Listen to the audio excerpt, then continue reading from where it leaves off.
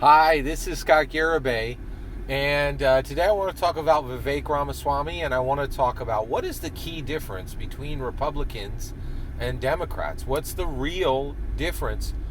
How does it really matter, and how do we arrive at a place where there is an important fundamental difference on what's happening between these two parties? And is there a reason for you to vote for a Republican candidate, Vivek Ramaswamy, over President Biden and over President Trump? And I truly believe the answer is yes, and I want to get there today. So we have got to talk about this. It is absolutely incredible. The Democrats are starting to have intellectual honesty, and the reason why is nobody likes to look stupid. Nobody likes to look dumb, right? Like they don't. And when you say things that are gaslighting people, and there's just no evidence to back up what you're saying, you start to look like a fool, and people don't want to do that.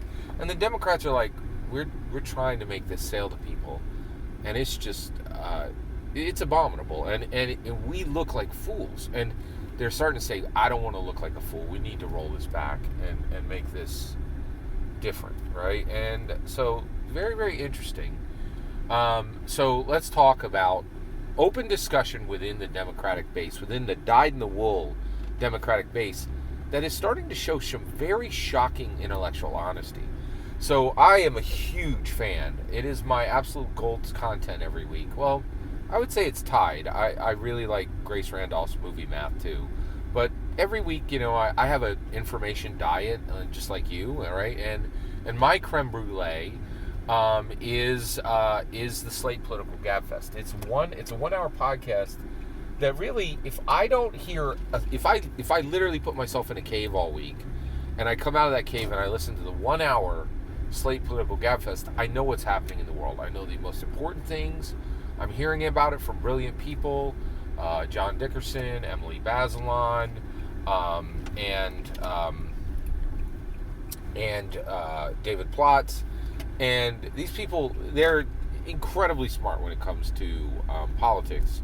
They are establishment. They're dyed-in-the-wool Democrats to the last, and they're Biden voters, right? Like every single one of them. They're just and not even just not Biden voters, but like no thought Biden voters.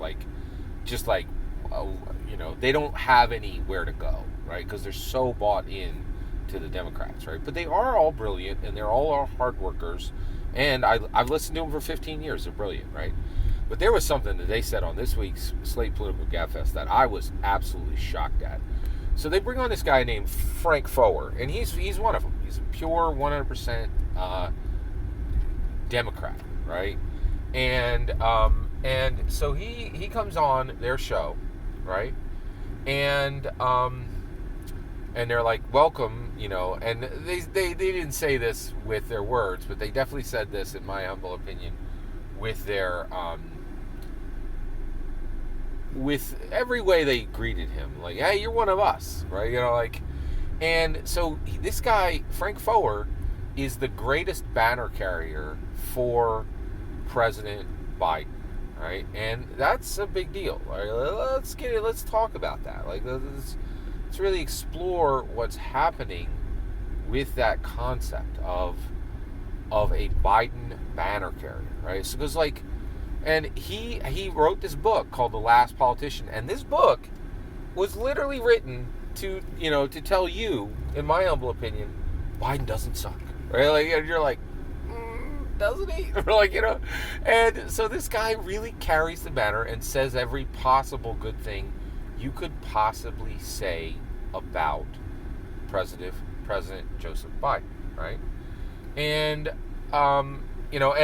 and the point is, and so David Plotz actually said, I want to talk to you about the dissonance. So you talk about President Biden as a master manipulator and a deep psychologist and a deep historian, but the American public sees him in the following way, right?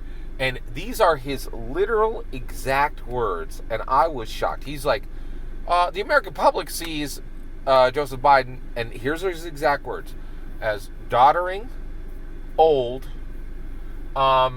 lacking energy, kind of incoherent, and not very visible. And then Emily Bazelon actually asked this guy. She's like, "Do you think Biden should even try to campaign?" Right?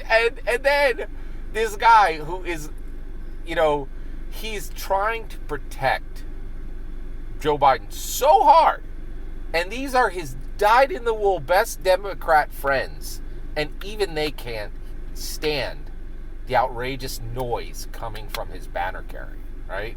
And they're just like, we'll be intellectually honest. Like, the American public sees him as doddering, old, lacking energy, kind of incoherent, and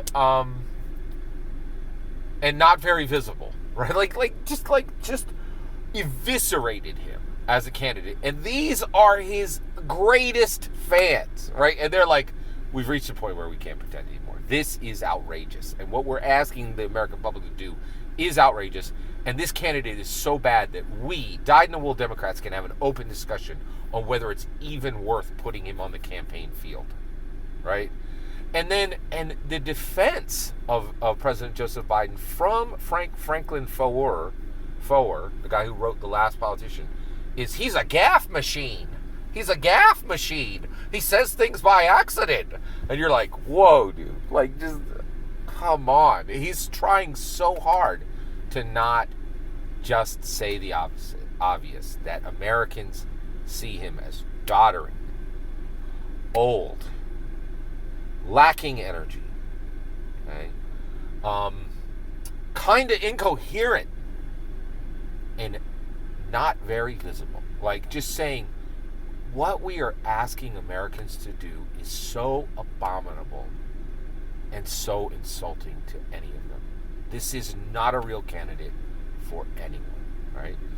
And the reason why they would go this deep down this rabbit hole, right, is they have no plan B. There is no plan B. As horrible as a candidate as Joe Biden is, Kamala's numbers are way worse. The Democrats have no plan B. And this is the true difference between the Democrats and the Republicans. The Republicans have a plan B. His name is Vivek Ramaswamy. He is 38 years old. He will transform American politics and rescue it from vapor rub and attach it to innovation. He will rescue it from mustiness and attach it to robust, vibrant leadership. We have a plan B. We can get this job done.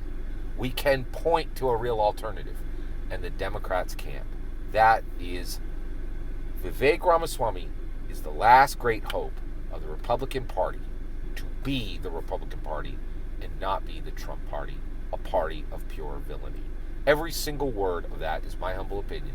What's important is when I get to hear your humble opinion, when you get in the comments and send your traffic. Please consider liking and subscribing, and have a wonderful millennium.